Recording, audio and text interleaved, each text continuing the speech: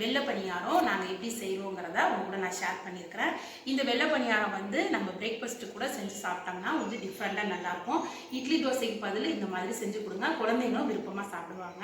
First நம்ம சேனலை பார்க்குறீங்கன்னா சப்ஸ்கிரைப் பண்ணிக்கோங்க, பக்கத்தில் இருக்கிற பெல் ஐக்கானையும். வெள்ளை பணியாரம் செய்யறதுக்கு நான் எடுத்துருக்கிறது வந்து பச்சரிசியில் தாங்க இது செய்யணும். இது வந்து காப்படி அளவு, ஃபுல்லாக காப்படி அளவு பச்சரிசி எடுத்துட்டு உளுந்து வந்து அது மேலே வந்து கோபுரமாக போடணும்.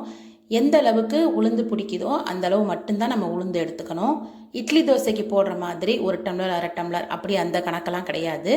பச்சரிசி ஃபுல்லாக எடுத்துட்டு நீங்கள் எந்த டம்ளரில் வேணாலும் எடுத்துக்கலாம். டம்ளர் ஃபுல்லாக எடுத்துட்டு அது மேலே கோபுரமாக போடும்போது கொஞ்சம் உளுந்து பிடிக்கும் பார்த்தீங்களா, அந்த அளவு மட்டும்தான் நம்ம உளுந்து சேர்த்துக்கிறோம். நான் வந்து காப்படியிலேயே வந்து 2 காப்படி போட்டிருக்கேன். மொத்தம் வந்து அரைப்படி பச்சரிசியும் தேவையான உளுந்து மட்டும் போட்டு நல்லா 2 மணி நேரம் ஊற வச்சுட்டேன். 2 மணி நேரம் நல்லா ஊறினதுக்கு அப்புறம் பார்த்தீங்கன்னா மிக்ஸி ஜாரில் கொஞ்சம் கொஞ்சமாக சேர்த்துட்டு கொஞ்சமாக தண்ணி ஊற்றி அரைச்சிக்கணும். இந்த மாதிரி கன்சிஸ்டன்சி இருந்தால் போதும். மாவு வந்து ரொம்ப தண்ணியாக இருந்தாலும் வந்து எண்ணெயில் ஊற்றும் போது நல்லா இருக்காது. நான் மாவு அரைக்கும் போதே பார்த்தீங்கன்னா கொஞ்சமாக கல்லுப்பு சேர்த்து அரைச்சிட்டேன். இப்போ வந்து கொஞ்சம் சால்ட்டு மட்டும் சேர்த்துட்டு நல்லா மிக்ஸ் பண்ணி விட்டுறேன். இந்த மாதிரி இருக்கணும் மாவு. தோசை மாவு கரைப்போம் பார்த்தீங்களா, அதை விட கொஞ்சம் கெட்டியான பதத்தில் மாவை ரெடி பண்ணி எடுத்து வச்சாச்சு. இந்த வெள்ளை பணியாரத்துக்கு மெயினே வந்து தக்காளி சட்னி தான். அதுக்கு வந்து நான் 4 பெரிய வெங்காயம், 3 தக்காளி, இது எல்லாத்தையும் சின்ன சின்ன பீஸாக கட் பண்ணி எடுத்து வச்சாச்சு. காரத்துக்கு தகுந்த மாதிரி நீங்கள் வந்து மிளகாய் சேர்த்துக்கோங்க. நான் வந்து 3 மிளகாயும் கொஞ்சம் உப்பு கொஞ்சம் புளி போட்டுட்டேன். நம்ம கடையில் வச்சுட்டு எப்போதும் போல் தக்காளி சட்னிக்கு வெங்காயம் தக்காளியை வதக்கி விட்டுறலாம். நம்ம அரைச்சி வச்சுருந்த மாவு வந்து புளிக்க வேண்டிய அவசியம் இல்லை. உடனே வந்து வெள்ளை பணியாரம் வந்து உடனே ஊற வச்சு நம்ம ஊற்றிக்கலாம் எண்ணெயில். ஆனால் வந்து ஃபஸ்ட்டு நம்ம தக்காளி சட்னி ரெடி பண்ணிட்டோம்னா நம்ம ஒன்று ஒன்றா எண்ணெயில் போட்டு எடுக்கும் போதே வந்து சாப்பிடவும் கொடுத்துடலாம். தக்காளி சட்னி வந்து வதக்கி வச்சுட்டு இப்போ கடுகும் அதுக்கு ரெடி பண்ணி எடுத்து வச்சாச்சு. நம்ம தக்காளி சட்னி ஆடுறதுக்காட்டியும் பார்த்திங்கன்னா நான் கடாயில் வந்து எண்ணெய் ஊற்றிட்டு எண்ணெயை வந்து நல்லா காய வச்சிட்டேன். எண்ணெய் காயறதுக்காட்டி நம்ம மிக்ஸி ஜாரில் சேர்த்துட்டு தக்காளி சட்னி நல்லா நைஸாக அரைச்சி எடுத்துகிட்டு வந்தாச்சு. கடுகும் தாளிச்சாச்சு. நீங்கள் வந்து தேங்காய் சட்னி கூட இது வச்சு சாப்பிட்றதுக்கும் நல்லாயிருக்கும். அதுக்குள்ளே பார்த்திங்கன்னா எண்ணெயும் நல்லா காஞ்சிருச்சு. மீடியம் ஃப்ளேம்லேயே வச்சுட்டு இந்த மாதிரி ஒரு கரண்டி யூஸ் பண்ணிவிட்டு கொஞ்சம் கொஞ்சமாக எடுத்து எண்ணெயில் ஊற்றுங்க. ஒவ்வொரு நிமிஷம் கழித்து நீங்கள் ஊற்றும் போது நம்ம ஃபஸ்ட்டு ஊற்றின இது மாவு வந்து மேலே வந்து வெந்து வரணும்.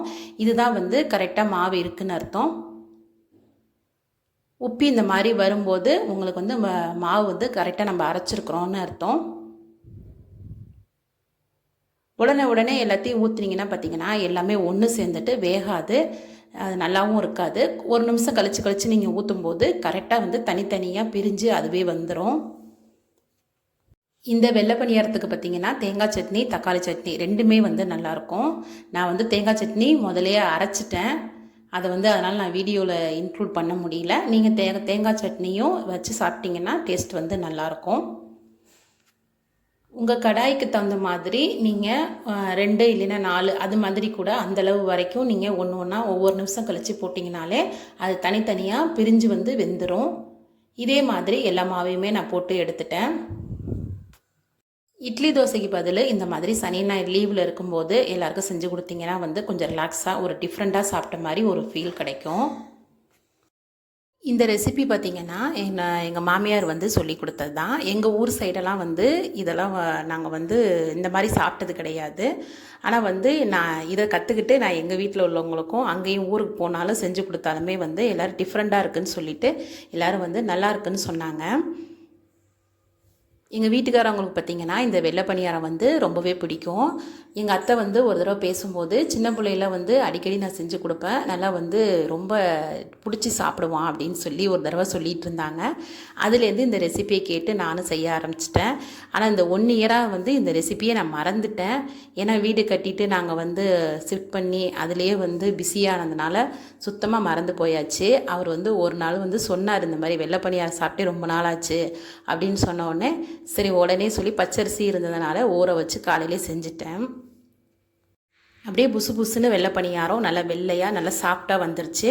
நீங்களும் இதே மாதிரி ட்ரை பண்ணி பாருங்கள். இதுக்கு வந்து கார சட்னி இல்லைன்னா தக்காளி சட்னி, தேங்காய் சட்னி இது ரெண்டுமே வந்து வச்சு சாப்பிட்டிங்கன்னா டேஸ்ட்டு வந்து நல்லாயிருக்கும். பச்சரிசியில் மட்டும்தான் இந்த வெள்ளை பணியாரம் வந்து செய்ய முடியும். புழுங்கரிசி செஞ்சிங்கன்னா அது வந்து டேஸ்ட்டே வந்து வேறு மாதிரி இருக்கும். பிக்கும் போதே பார்த்திங்கன்னா அவ்வளோ சாஃப்டாக மொறுமொறுன்னு இருக்கும். இதுதான் வந்து இதோட ஸ்பெஷலு. சட்னியோட தொட்டு சாப்பிடும்போது டேஸ்ட் வந்து நல்லாவே இருக்கும். நீங்களும் இதே மாதிரி ட்ரை பண்ணி பாருங்கள். சின்ன வயசில் இந்த வெள்ளை பணியாரம் சாப்பிட்ருக்கவங்க கமெண்ட் பண்ணுங்கள், நானும் தெரிஞ்சுக்கிறேன் எத்தனை பேருக்கு இந்த ரெசிபி தெரியும்னு சொல்லிட்டு. இதே மாதிரி வெள்ளை பணியாரத்தை நீங்களும் செஞ்சு ட்ரை பண்ணி பாருங்கள். பார்த்துட்டு எப்படி இருக்குன்னு கமெண்ட்ல சொல்லுங்கள். இந்த வீடியோ உங்களுக்கு பிடிச்சிருந்துச்சுன்னா லைக் பண்ணுங்கள். நம்ம சேனலையும் மறக்காமல் சப்ஸ்கிரைப் பண்ணிக்கோங்க. தேங்க்ஸ் ஃபார் வாட்சிங். பை.